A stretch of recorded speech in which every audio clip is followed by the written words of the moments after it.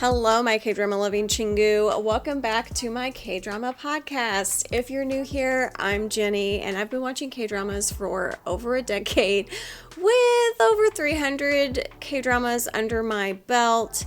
And this podcast is where I really dig in to my thoughts, reactions, and opinions in a way that I just get a little sidetracked and don't get to on Twitch, which is where I primarily live right now. We do live reactions and talk about shows and K-pop and just relatively have a good time. Currently on the weekends at 9 a.m. or 9:30 if I'm running a little late, Central Daylight Time. I also have socials under the same username, the Genie86, so definitely check me out there, and anything that you want to see before the masses, definitely become a patron. And before we go any further, I do want to give a huge thank you to my patron stans. It's genuinely meant the world to me, and I can't thank you enough for your support in this podcast this year, as well as the channel going forward. And whether you're a paid patron or following along through the free tier, the Chingu tier, I'm so grateful you're here and part of this community. And thank you so much. I wanted to briefly explain why this episode covers August through December together as well. Originally, my goal in 2025 was to release a full monthly K-drama podcast, 12 episodes total. I'm not going to be hitting that, obviously. I'm just praying I can get this up before January. So the number's not exactly 12, but I did still cover every K-drama that I watched this year, which was the ultimate goal in my mind, just in a condensed 9-episode format between August and December. The day job got especially busy, as the patrons know. They had a lot of excuses from me of why things were going to be late. I appreciate your understanding. And instead of rushing episodes just to hit a number and burning myself out, I chose to combine the months, So once we wrap up this episode, that will officially close out the 2025 K-drama watching year. And I want to thank all of you who have been listening or watching. The support means amazing. It's been amazing, and I appreciate your comments and thoughts so much. But that doesn't mean I'm done talking about K-dramas. I'm thinking about doing a couple bonus style episodes. So obviously I'm obsessed with the tier listing, so definitely planning on a 2025 K-drama tier list podcast video where I rank everything from my top tier favorites to we don't talk about her kind of territory, and possibly a C-drama focused episode, since I did watch a few C-dramas, and not as many for sure, but I have watched a few and I would like to talk about them and maybe talk about some other ones that those in the Twitch community have talked about. If either or both sound like something you want to watch, let me know in the comments. Your feedback really does shape what I focus on. So if you have an opinion, I'd love to hear it. But with that, let's get into the K-dramas that I've completed. And I will be using my drama list to rank them, because I rank them through the podcast. How many are we covering? We're doing 1, 2, 3, 4, 5, 6, 7 watched. And then 2 currently watching. 1 I'm literally avoiding because TikTok spoiled things for me. And that's fine. I'm kind of glad to know, because I really was dragging my feet on completing it. I really was thinking, I should probably complete it before I record the podcast. But I was like, you know what? No, I think I have the premise. I know how it's going to end. So we'll be getting into that. If you're a listener and on the Twitch, we have talked about it a little bit. So if you're a real fan, you're going to know the K-drama that I'm talking about. But we will see. I think we'll get into, what do we want to talk about first? I think we'll just go down the lineup of the tabs I've made. I was trying to be a little more organized at this time around. Oh yeah, we're also talking about a K-movie. So I snuck a K-movie in. And that's the first one we're going to talk about, Love, Untangled. This one I watched on Netflix, and it was about 2 hours, hour 59, we're rounding up, 13 plus. Set in 1998, the story follows 19-year-old Park Shi-ri as she attempts to straighten her perpetually frizzy hair before making a life-changing confession, all while getting entangled with transfer student Han Yoon-suk.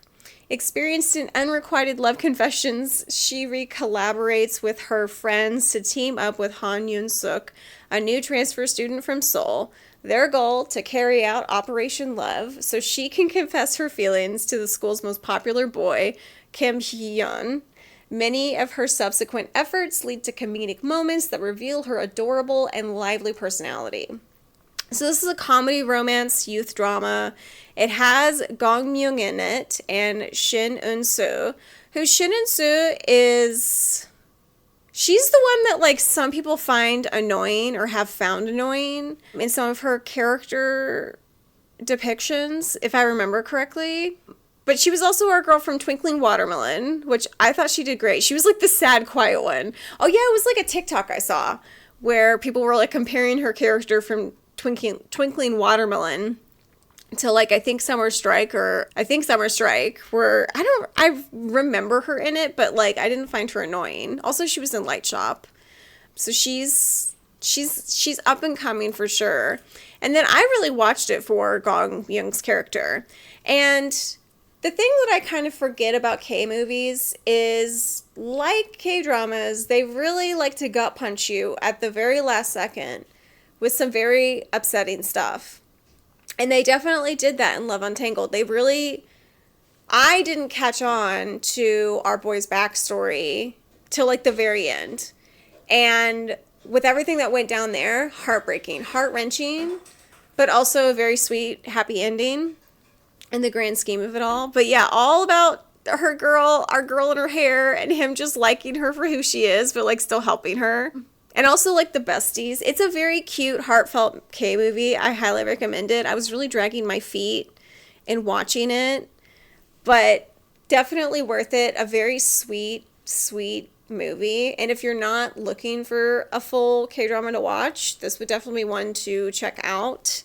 It was really cute, really funny. Again, quite shocked to find out the backstory of Gong Myung's character, and very, very late into the show, I have to say. I was like, well, that's fucked up. Like, how are we going to have a happy ending? There's, like, 10 minutes left of this movie. I was, like, really getting upset. They made it. And it was a very sweet, happy ending. But yeah, just some devastating information is given to us right at the end. And I really should have caught on quicker. I just didn't.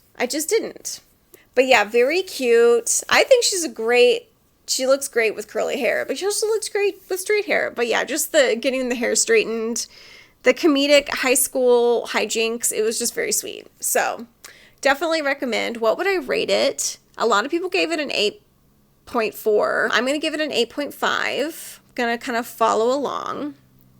But yeah, Love Untangled, very, very cute. All right, next up we have Typhoon Family, which this one we watched together on Twitch. It's a business life drama, also family. Typhoon Family, it's in the title. It was 16 episodes long. It aired October 11th through November 30th, and it was a Saturday, Sunday K-drama. So we did, like I said, watch this on Twitch live together. And the synopsis: set in 1997, while the South Korean economy was going through an economic crisis, Kang Tae-pyong's father runs a small company named Typhoon Trading Company. Due to his wealthy father, Kang Tae-pyong lives a carefree life, but the worst economic crisis hits South Korea. This changes everything. While the economic crisis hits Typhoon Trading Company, Kang Tae-pyong's father passes away, this whole show is devastating, but also heartfelt, funny. It might be one of my favorite K-dramas of the year. Let me continue. Kang Tae-pyong is determined not to let the company, which his father loved, like his own family, go bankrupt. Kang Tae-pyong steps in to become the CEO and to save the company. Although he was immature in the past, he is armed with a warm heart, a strong sense of responsibility, and a spirit for challenges. Also, he is a gardener. He is a plant boy. That is like a number 2, 3 on the green flag list of, like, do you like plants? Do you garden? Do you know about plants? they don't, stay away from them. He struggles to save the company with his family and his employees, including Oh Min-seon, who is the love interest. Oh Min-seon is the eldest daughter in her family and carries the burden of her family on her shoulders. She works as a bookkeeper at Typhoon Trading Company. She does things like washing cups, cleaning, attaching receipts, and organizing ledgers. While Kang Tae-pyong tries to save the company, Oh Mi-seon gains hope from his appearance. With her diligence and sincerity, she dreams of becoming a career woman at Typhoon Trading Company. And yes, and boy supports that dream. He supports that dream. There are some really comedic and romantic moments between them. This has Lee Jun-ho as well as Kim Ji-young, who she plays Lee Jung-ho's mother, or Kang Tae-pyong. Also, we have Kim Min-suk, who's the secondary lead or supporting role, as well as Kwon Han-soo, who plays the little sister of Kim Min-na. And then Moo Ji-sung. Boo to him. He was such a terrible character in the villain role. Like, he acted really well to be a douchebag, okay? He played the douchebag role well, so I have nothing nice to say about him. He did a great job acting it, but it was just also like, God damn it, bro. Like, just move on. Move on, you insane man. But yeah, so love a good 90s K-drama. Was definitely listening to a lot of 90s Korean pop music while we were watching this. H.O.T., Hey in the House, they're still around. Yeah, I had a good time watching this K-drama with everybody, and I definitely cried a bunch. It was so heartfelt, and like the family dynamic and just everything that happened to this poor boy. Poor guy. Lee Jun-ho just is really stepping up in his roles. Boy looks exhausted, I gotta say. Still beautiful and handsome, and he acted the crap out of this role. Like, oh, he was such a good character. Such a romantic, sweet character, too. And, like, Kim Min-na, their dynamic and relationship, like, I just remember, like, some shit goes down in the show. And one of the characters gets arrested in Thailand. And, you know, Lee Jun-ho just doesn't read the room right and tries to kiss her. And she pushes it off. And she's like, this is not the time. Like, we have an employee in jail. And I was like laughing so hard about it, but it was like also so true. And I just, the synopsis of her diligence and sincerity, like, she's career woman first, romance second. And he starts to, he respects that. And I like that about him. Like, he just was there to support her. And when he did become CEO, that made me cry so hard, because when he becomes the CEO, like, he transfers the company over under his name. That's how you become a CEO. While he's there. And he goes to her and, like, rehires her as a trader, because that's what she said she wanted to do. And, like, to support that dream. Also, before he had to take over his father's job, he was, like, growing roses. Like, he was a plant guy. And I'm just like, oh my God. Like, Lee Jun-ho just played an impossible character, a man that does not exist. Or maybe he did in the 90s. I don't know. But yeah, also his style, the wardrobe choices for him, and Kim Min-na, she dressed so cute. Oh man, like, some of his outfits, I'm just like thinking back to it. Like, this number at the end of the series. Also, when he had the 90s highlight and just the dancing. Also, our villain boy's fashion was pretty impressive too. Yeah, I'm looking at the photos of, like, the background, like the BTS photos. Yeah, boy was styled so well. Even when he came back trying to look like a very boring businessman, like, this was probably the drabbiest outfit. I guess you would call it the dark blue suit and, like, what color tie is this? Like, blue striped tie. Multi-blues. The romance was there also. Boy and his mommy, and how she becomes kind of an adopted mom to our female lead's family and kid. Like, oh God, girl really has it. Like, she's got a dementia grandma. She's got a younger sister, a younger brother who's, like, really struggling at school. Like, he's teeny tiny, which, that character, that kid, we need to talk about him too. I think he's also in another K movie or K series that just came out, which I need to watch. But heartfelt. Tears all the time. All the time. I cried through a lot of these episodes, but they were, like, good tears. Oh yeah, Lee Sung-jin, also the office workers were hilarious. Like, this had a really great cast, but I think it was this boy, Kwon Un-sung. He plays the baby brother. I guess he's got quite the lineup. Like, boy's been working. But he's done a really like, he was so cute in this show. Like, I absolutely loved it. I don't think I have anything else to say about it. It was just great. Oh, I need to rank it. We still need to rank it. What would I rank it? It really might be one of my more favorite dramas of the year. And really the storyline, even the drama, there was one dramatic moment that I was like, oh man, this is a lot of drama for just, can we just like chill out? But then the more I think about it is they really used the drama to connect it to the next discovery. Like, they were very smooth in the next product, because they were traders. And so, of course, every trade had its crazy drama that I was like, wow, we are really making textiles dramatic. And I think that's really hard to do. Okay. Also, the music, the OST, all the 90s throwbacks, I think was so well done. Also, I think we had some original music. I really, really enjoyed the OST. I'm going to actually give this a 9.5. I would honestly give it a 10. I don't know why I wouldn't, to be honest. But if I make it 10, it might be my number one of 2025. And I don't know if I can really confirm that yet. So I do have the option to change the star rating. But for now, I am going to give it, you know what? I don't even think they killed the grandma. The dementia grandma. I think grandma made it through the series. So I might actually have to give it a 10 just because grandma lives.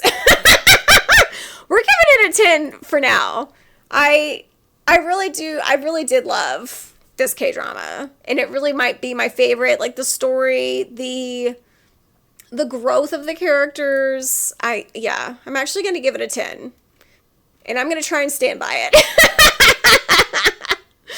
But yeah, I'm giving it a 10. I loved the 90s era. Anything 90s, I'm just so curious about that time. Because it's like, I'm a 90s kid in America. And America was pretty influential on the South Korean fashion at that time. So, like, the 90s Korea timeline is just very interesting. Also, the economic crisis is very interesting. And I need to do more research on it. If there's a documentary about the South Korean economic crisis, let me know. I am willing to watch it. Or listen to it. I'm very curious. But yeah, Typhoon Family. Definitely recommend. Okay, on to the next one. This was a Disney Plus Hulu 12 episodes, aired October 10th to November 15th, and that is Would You Marry Me? Which had Choi Woo-shik in it, Jung So-min, Seo Bun-joon, and Shin So-ki, as well as Bae Na-ra, who, yes, he's cute. I liked him. I feel like they made him a little too one-dimensional, but that's okay. And then also Hugh Ji-na. All right, so the start of this drama was kind of bananas, but the synopsis is Kim Yoo-ju is the only son and fourth-generation heir of Myeongsun-dong, South Korea's oldest bakery, founded 80 years ago. He's a talented marketing team leader and perfectionist, yet a logical narcissist determined to run the family business in his late father's place. His professional relationship with Yoo Mi-ri, a designer from a partner company, takes an unexpected turn, pulling them into a whirlwind situation that forces him to become her fake husband. Yoo Mi-ri is a quirky and hot-tempered designer who seeks out a fake husband to protect the newlywed special prize of a top-class townhouse. She's a bride-to-be who, having experienced a series of hardships in her life, including a broken engagement due to her fiancé's infidelity and a fraudulent lease of her new home, proposes to Kim Yoo-ju, who has the same name as her ex-fiancé, in order to protect the newlywed home she won after the breakup. Because guy cheated on her. And also his family, absolutely terrible. Like, the ex-fiancé, I was like, can you get the fuck out of the way? He was so annoying.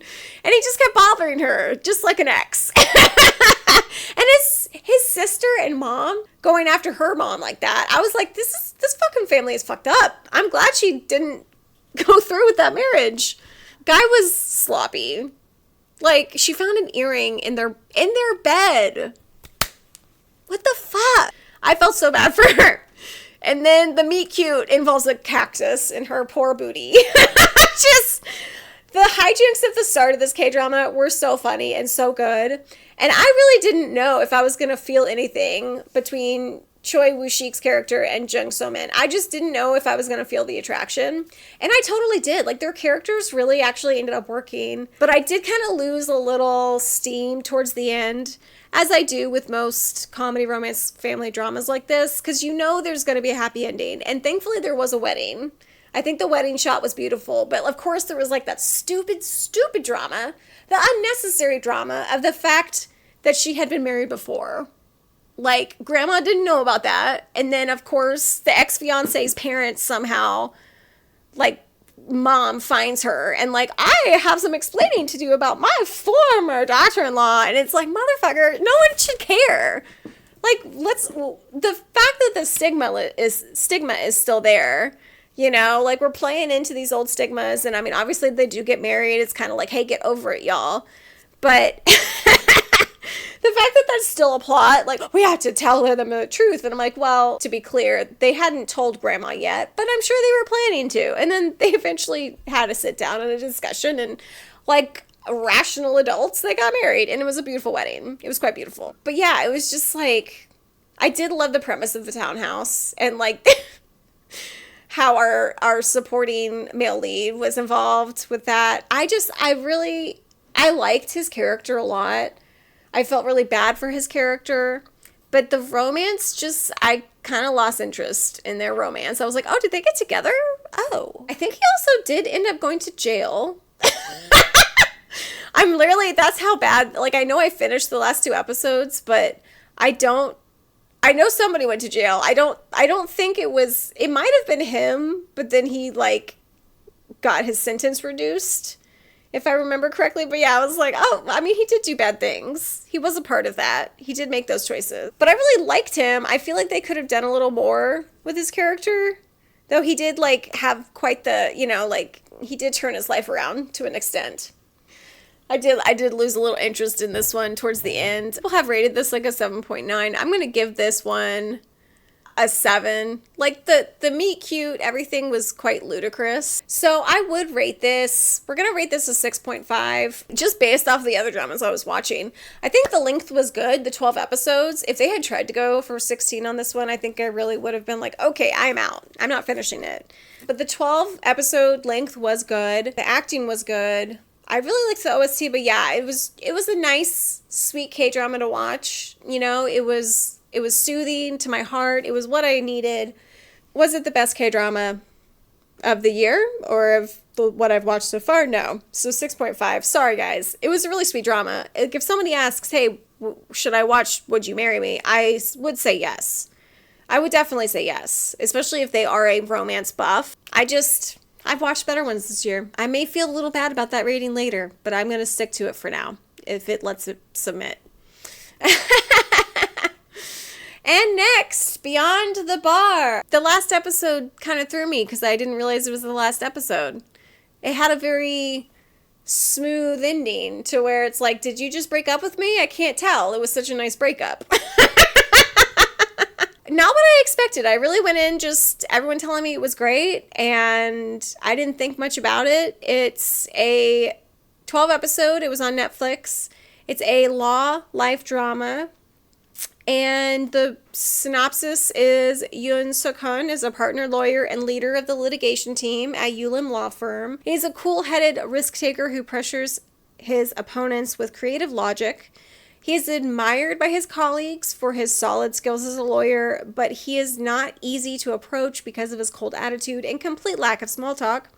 Kang Hyo-min is a rookie lawyer and works with Yoon Suk-hun. She is socially awkward, but she is righteous and confident. She clashes with Yoon Suk-hun over everything, but grows into a real lawyer. So this was, again, on Netflix. This had Lee Jin-wook in it, who I only remember him from Bogosol. I know he's been in other K-dramas that I've watched and have really enjoyed, but his terrible portrayal in that one just really always comes to mind first. And then we have Jong Chae-hyun, who I'm new to her, but I've seen her in a few things, I believe. Either way, I really liked her in this K-drama. I think her character was really cute. And though there is romance between the two, it's really not till like the end. And I'm kind of happy about that because I was a little worried, to be perfectly honest, about the age gap. But then they even talk about that at the end because, spoiler alert, there's a moment at the very end where he's kind of ready and open for love again because that's kind of what makes him a cranky character. And, you know, it's just kind of the couple grew apart, but they had a dog, him and that dog, green flag. Like, also some terrible things happened to the dog. The dog turns out fine in the end. I'm going to spoil that now, but it was quite upsetting. I think that Lee Jin-wook's character's reaction to it, I approve. I totally approve. I feel like others in the K-drama approved because there were cops on the premises and they were like, go that way. There's no CCTV. So some people let some things slide. Morally questionable. But the fact that he did that over an animal and the person that did what they did was already a terrible, scary person. So he was going to jail anyway. I'm kind of fine with it, with the circumstances. But yeah, it's also a 15 plus, so it was a little doltish, but I didn't know what to expect besides it being a law drama. I will say all the law cases, they win, I think, except for the last one, which is kind of interesting. And yeah, the tags are age gap, lawyer male lead, lawyer female lead, smart female lead, divorced male lead, like older, younger woman. I do like the relationship that grew between them, the friendship that grew. And then she did have a low-key crush on him. It was pretty obvious. Pretty obvious to me anyway. But I enjoyed it and would recommend. What am I going to rate this though? Because really the ending just sort of threw me off with, I wouldn't even call it abrupt. It left things so open-ended. I think I didn't realize that was the end of it. Oh, also, the girl had a twin sister. The twin sister storyline, very upsetting, but also very sweet at the end. But that one I felt like was really wrapped up in a strange bow. Still a happy ending, though. But I'm glad that, like, that got kind of cleared out. But very interesting. Also, there's a cute kitten involved. A deaf kitten, which I'm just like, oh, I needed more kitten time, that's for sure. A lot of growth in the characters, which I liked. But yeah, I was kind of shocked that all the cases besides the last one, they won. I guess it was just supposed to show how good of a lawyer he was and to really make, you know, his stuff is high. But yeah, I don't know. I think I liked other law dramas a little more just because it's not so we win a case every time. It's a little more true to life. I think I enjoyed those law dramas a little more than this one. So it's like to dock a point a little bit there just due to that. The average vote for this one has been like 8.3. I also want to see what others have thought about it in the reviews. I think I'll give this one a 7.5. Okay, on to the next one, and maybe one of the more disturbing ones from this year, Dear X. This was a Patreon-only exclusive watch. I just completed it in December. It aired November 6th to December 4th, and it was 12 episodes, aired on Thursdays, and I watched this one on Viki, and it stars Kim Yoo-jung and Kim Young-dae, as well as Kim Do-hoon, and Kim, I don't remember. Oh yeah, Kim Yi-kyung. I remember her now. Her face is flashing to scenes. And then Kim Yoo-mi, bitch. That's all I'm going to say. She is like Wicked Witch stepmother vibes through and through. Terrible mother. I think a lot of this is about revenge in the grand scheme of things and like getting away with murder. But Kim Young-dae being the son of Kim Yoo-mi and like what he does to her right before he makes his choices at the very end of this drama, I would say low-key great. And then her demise, I'm pretty sure she dies. They left it like she dies. She falls down the stairs right at the end. Like, okay. This one I was like really, I was unsure if I was going to like it, okay? I was really hesitant to even start it. It's 18 plus restricted, violence and profanity. The storyline is absolutely terrible. Like, if this girl wasn't a sociopath, you'd feel extra bad for her. If this hadn't been kind of a more revenge-y type K-drama, thriller, romance, crime, melodrama. The melodrama is there. It is there and present. It's so melodrama. I'm just like shooketh left and right. So the synopsis goes, Becky Jin grew up enduring domestic violence, forcing her to hide her emotions and survive by reading and manipulating others. Outwardly, she appears generous and kind, but when her ambitions are threatened, her dark nature emerges. With beauty and talent, she rises to become a top actress. By her side is Yoon Jun-soo, her lifelong confidant and the only person she trusts. Yet the man who once supported her becomes the one who brings about her downfall. Also tied to her past is Kim Jae-ho, who share a history of abuse and finds in Ija his reason to live. Like, he becomes her world. Meanwhile, rival actress and former idol Imri Na harbors feelings for Jin-soo, adding further tissue to their intertwined lives. She couldn't give any fucks about his relationship with her, though she did try to take our girl down. So, like, there is that. Man, this was, like, such a scary drama to watch. Like, Kim Yoo-jung did a really great job, but I was legitimately scared for her, scared of her. Scared about, just so scared. So scared I can't talk. Everybody's life tragic. Absolutely tragic. And fucked up. Absolutely fucked up.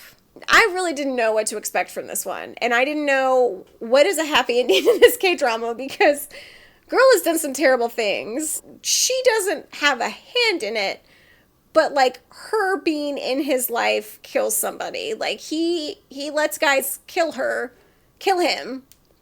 Records it so that she has evidence. Like, he will do anything for her, and he proves that.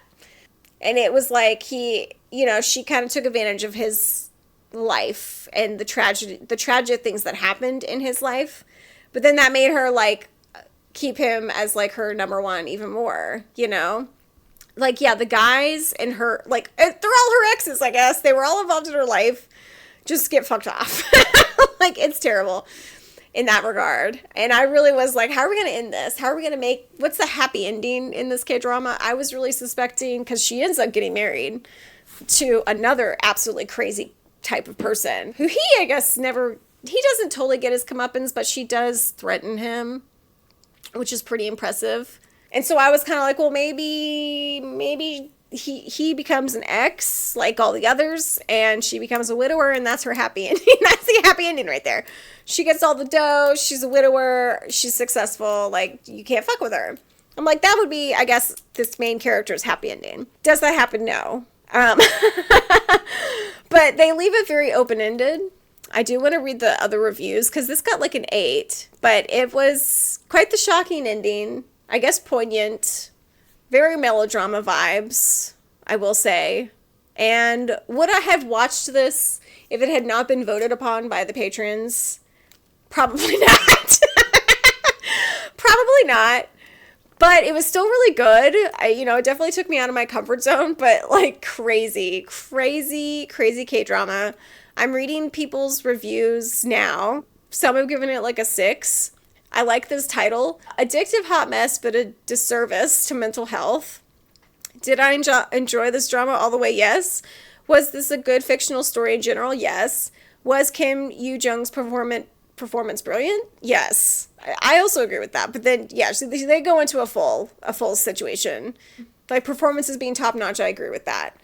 Score, like the OST haunting. I'm going to have to read these further, but yeah, so it's like the main ones that I've been seeing at the top are like 5s, 4s. I do think it was like a crazy K-drama. I want to give it a higher rating just because I really didn't know what to expect, but also would this be one that I would recommend to people?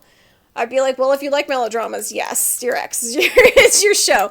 But I would not be like sending like, oh, you want to get into K-dramas? You should watch Dear X. Not to me anyway, unless they're into thrillers, then this would definitely be one to recommend. But yeah, I kind of steer away from the thrillers. I am very sensitive, I am very empathic, and this stuff invades my dreams. Like, I've been having this girl in my dreams for a while, and I'm like, I not in a good way. But she did her performance was amazing. Kim Young-dae's performance was amazing. Oh, him in the high school days. Like, guy dates a girl to basically help Kim Yoo-jung, like, kind of get back at her. Like, he was her rock. And like they have step brother, step sibling vibes, which I have a weird thing for. I'm hit or miss with it. I'm watching a few step sibling type shows right now. One being the C-drama Speed and Love. Not as bad of a family background, but still kind of messed up. They're not related. Kind of like these two genetically, but still it's like, you grew up with them though. I don't know how I feel about it. But Dear Ex, bonkers of a K-drama, I will say. Melodrama 100%. What would I rate it? I mean, it's got an 8, and I want to give the acting like a lot of kudos, and the story really, I didn't know where it was going. I think her character was just so smart and devious, and that's what made her so scary. So it's like, as a character, I really was like, I was invested. So it was a really good K-drama. But I think I'm going to give it an 8 too. I'm going to go with the average and give Dear Ex an 8. We talked about Genie Make-A-Wish a couple times in this podcast already. So I'm not going to read the synopsis for this one. This was in October. This was Netflix. This was 13 episodes. All episodes aired on the same day, October 3rd. I think that did this K-drama a disservice because I actually really enjoyed this one. But I was here for the fantasy, okay? The Genie romance with Kim Woo Bin. Are you kidding me? And also Bae Susie's character is a psychopath. But a comedic psychopath. How do you do that? Bae Susie, bring her in. She can do it, okay? Amazing K-drama in my opinion. And I loved the fantasy. And I really liked the ending. I feel like I was a bit of an outlier with that, but I was here for the fantasy. Like, take me as far away from reality as possible. Genie Make-A-Wish, okay? Kind of there with, like, Bon Appetit as well. I really loved Bon Appetit for that sort of fantasy vibe, even though it is based off an historical character. Yeah, comedy, romance, fantasy, really, really fun. 13 episodes still threw me, but I liked the number. I think the number was good. And then it was 60 minutes long. The supporting roles were really great too, as well as the main roles. Like Kim Woo Bin as a Genie, I was here for it. Was there a little appropriation in some things? Maybe. But there was a child actor in this one that, like, guy was amazing. Like, these kid actors, where are they coming from? But they're doing fantastic work. I hope they're getting lots of rest and continuing their education. But they have some definite chops. They were kind of outdoing some of these adult actors. Also, we had the guest appearance of Eun Jin, who plays the grandma after her granddaughter makes that wish. I'm not going to spoil anything, but yeah. Which led me to watching another K-drama that I'm avoiding to watch the final 2 episodes of. Another hint, if you haven't figured out what K-drama I was talking about earlier. She jumped into that immediately. I was like, oh, this was great. Because I was really saddened by a few things. Once everything unfolded, was amazing. I feel like some of the additional characters in their wishes dragged on a little bit. I did lose a little interest in that, though I did like that psycho killer and his comeuppance and how all that went down. I really liked that. And I think the timing of that was it was interesting because it felt a little disjointed there because then it felt like there was a bunch more episodes left. But then I realized, oh, we have so much more to unpack here. So we're fine. Everything's fine here.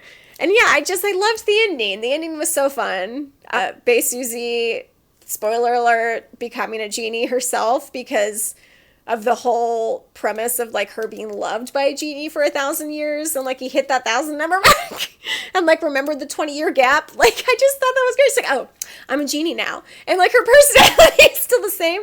I also love that instead of turning into sand, she turned into cherry blossoms because she was a Korean genie.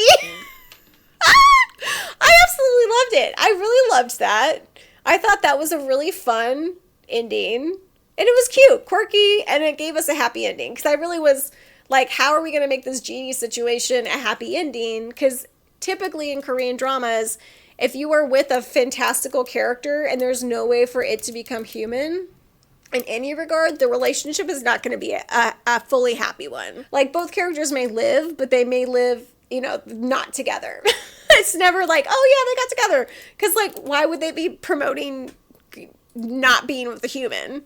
Like, that's not going to help grow the population. Anyway, I don't know where I went. That was a weird place to go. But Genie Make-A-Wish, loved it. Absolutely loved it. Great ending. I'm going to give it, I'm going to give it a 9. Because I did feel like the comedy coming out at the start actually threw me off a little bit. It took a couple episodes for me to fully be on board. Like, the premise had me on board, definitely. But then I was, like, really unsure. I'm like, what's going to happen here? Yeah. I liked the fantasy aspect of it. I liked the storytelling. The music was really cool.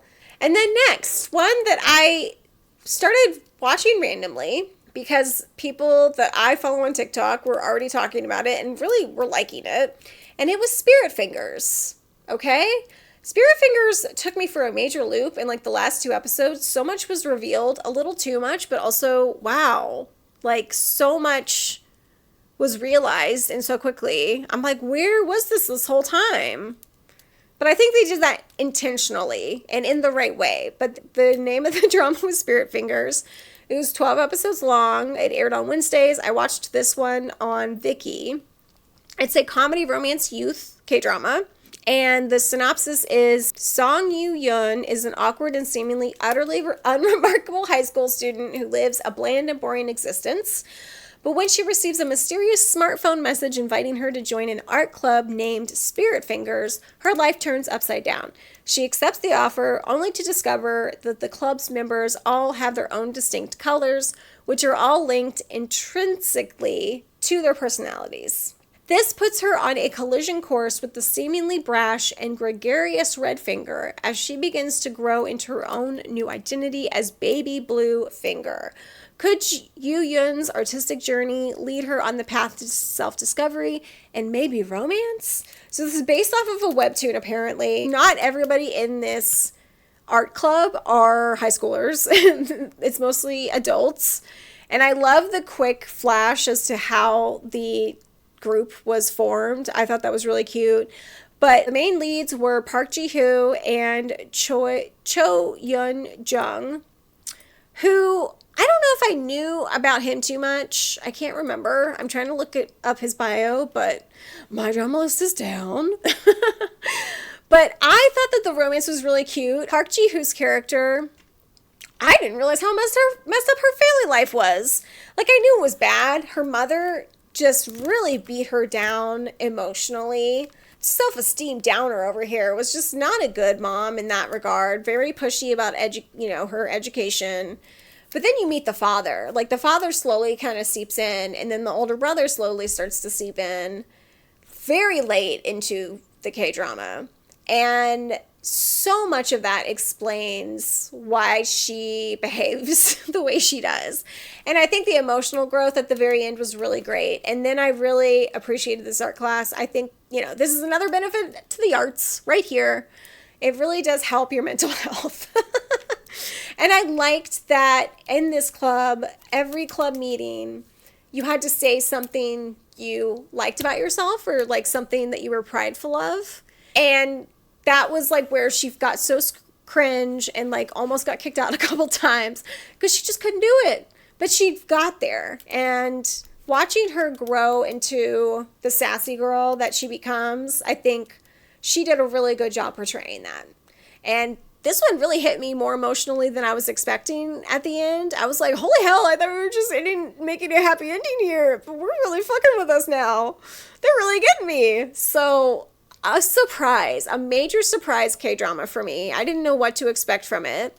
Also, like, what was her name? Not Turquoise. Mint Finger and Blue Finger's relationship. Choi Bo Min and Park Yoo-na. One, I loved her hair, like the mint hair through and through. And then the more of the backstory we get with them, even funnier and cuter. Also, the kissing scenes, like, adults over here, they were in college, or they're playing college students, so that's fine. But it was just like, a lot of makeout scene. My favorite scenes with Park Ji-hoo and Cho Jun-young, who he's in the show, he's playing like a model kid. Like, he's in high school, He kind of goes to this high school with a slightly bad reputation, but he's also a model. And his older sister is Mint Finger. So that's kind of how he gets thrown into the mix. His modeling stuff, there's a moment where they're out getting snacks for the group. And these women are basically like, they're walking out of the convenience store talking about the handsome guy and then like commenting on her. Like, I guess they saw them together outside and like calling her a stalker. And she like stands up. It's like, bitches, I'm not a stalker. Who was the stalker? He's the stalker. And he comes out because he sees them fighting. like, you know, the women start talking back at her. And she's like, you, tell them you're my stalker. And he's like, I'm her stalker. Just he did such a good job playing just like a pushy, but like, I like you and I'm going to prove it to you kind of boy. I was here for it. But yeah, he got very pushy, especially with the text messages. And she didn't really know how she felt. She really didn't know who she was. And I really liked seeing her character develop and her, you know, reveal to us too, the people in the show, what a terrible family life she had. Because it's like she was definitely hiding that and had been repressing that. So I think it opened her eyes as well as ours that like, damn, you really don't know what's going on in her life. And then it really explodes at the end. Shockingly. I was like, holy shit, we're doing that? Okay. Wow. I mean, they went there. They kind of needed to. Respect. And I liked the ending. It was kind of a, you know, we've grown and the love grows too. And what would I rate this one? A lot of people have rated it like an 8.5. I probably will go there too. I think 8.5 is going to be my vote for this one. I think that was all of the completed K-dramas. And now there are 2 K-dramas that I am still currently watching. One is the one that I'm avoiding watching. Finishing. So we'll talk about that one first, which is Dynamite Kiss. Dynamite Kiss, it's 14 episodes. It's been airing November 12th and its final episodes December 25th. It's on Netflix and it starred Jung Ki-young in it as well as An Eun-jin, who I was just talking about in Genie Make-A-Wish, as well as Kim Woo-jun and Woo Da-vi and Choi Kwon-yi and Nam Gi-ya. The kissing, okay? Jung Ki-young, like he's been great. He is like, to a T, your schmexy, warm-hearted, but cool facade boss. He plays it well. And like, his smile is way too adorable for those chiseled cheeks. The synopsis of Dynamite Kiss. Kang Ji-hyuk works as the leader of the Mother TF team at a baby products company. He is sharp, calm, and executes passionately. One day, a team member, Ko Da-rim, suddenly kisses him. This places him in a difficult position because she is a married woman. Okay, we need to break that down, but we'll do that after I finish the synopsis. Because that feels like I need this explained shorter to AI, and this is what AI gave us. Anyway, meanwhile, Ko Da-rim is a single woman who needs a job to support herself. She gets a job as a temporary employee at the baby products company where Kang Ji-hyuk works. She lies about her background and states she's married with a child to get hired there. She now works under Kang Ji-hyuk on the Mother TF team. Her only interest is to become a permanent employee there, but she begins to have feelings for Kang Ji-hyuk. So that's not how they meet. No, they meet before she gets this job. I'm going to preface that, okay? And the whole like Dynamite Kiss, the meeting in Jeju Island, I loved it. It was the quirkiest of quirky. This is a comedy romance through and through. And also why I can't really finish it. There's 2 episodes left. There's I think a amnesia moment. Motherfucker, who's the one getting the amnesia? I can only guess it's the male lead. That would be terrible, but I don't know. Amnesia in the last 2 episodes. So I'm really not wanting to finish it. Because at least I know, and then I can get over that bullshit. But I'm not ready now. So I should have finished Dynamite Kiss, but I feel like it's going to be a happy ending. A lot of things have cleared the air. Man, him and his mama boy mentality, though. Like, he's a good mama's boy. I'm going to put it that way. Like, I heart his mama boy intentions. And, like, when she insists that he take a picture in front of the tree when he tells her the whole backstory of that tree in the park and everything. I thought that was so cute. She's like, you gotta do it cute for your mom. And like is giving him poses and like he pulled those poses off. Because guy just can look so cool and like, in a suit. And then he just pulls that cute shit out like it's nobody's business.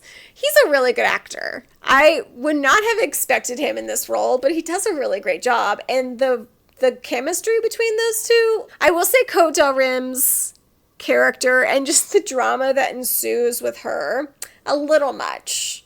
A little too damsel-y in distress. A little too much for me, but she does it well. And she's really, I wish her the best. And I really want to watch whatever drama she's in. I'm such a fan. But yeah, like some of the things that happened to her, I'm just like, ugh, boring. Like, she's still quirky. She's still so funny in her own right. And she does have like some hero moments herself.